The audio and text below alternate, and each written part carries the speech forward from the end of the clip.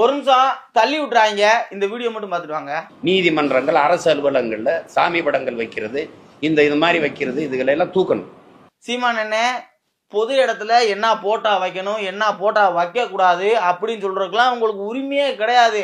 வேணும்னா அக்கா விஜயலட்சுமி வீட்டுல சாமி போட்டா வைக்கலாமா, சைத்தான் போட்டா வைக்கலாமான்னு வேணா நீங்க முடிவு எடுக்கலாம். அதுக்கு வேணா உங்களுக்கு உரிமை இருக்கு. ஏன்னா விஜயலட்சுமி அக்கா உங்க ப்ராப்பர்ட்டி. அதை விட்டுவிட்டு கண்டதை வந்து உளறாங்க.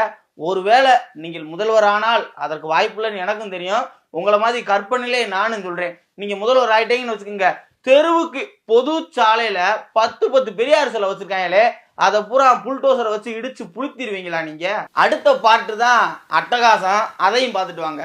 கையில மயிர் அடையாளம் இருக்கு. என்ன அடையாளம் இருக்கு? 15-16 வயசு கத்தி எடுத்துட்டு ஜாதிக்காய் வெட்டிட்டு கிடக்குறான். இப்ப ஸ்கூல்ல இந்த கலர் கயிறு கட்டி இருக்கனாலதான் அவன் வெட்டி செத்துக்கு இருக்காங்க.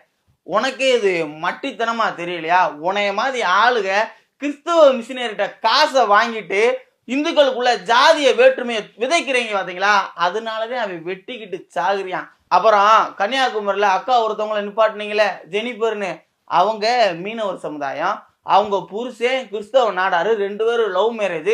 2 சமுதாய ஓட்டும் வேணும்னு தானே அந்த அக்காவை நிப்பாட்டினீங்க. அப்பெல்லாம் எங்க போச்சு உங்க ஜாதி மயிறு?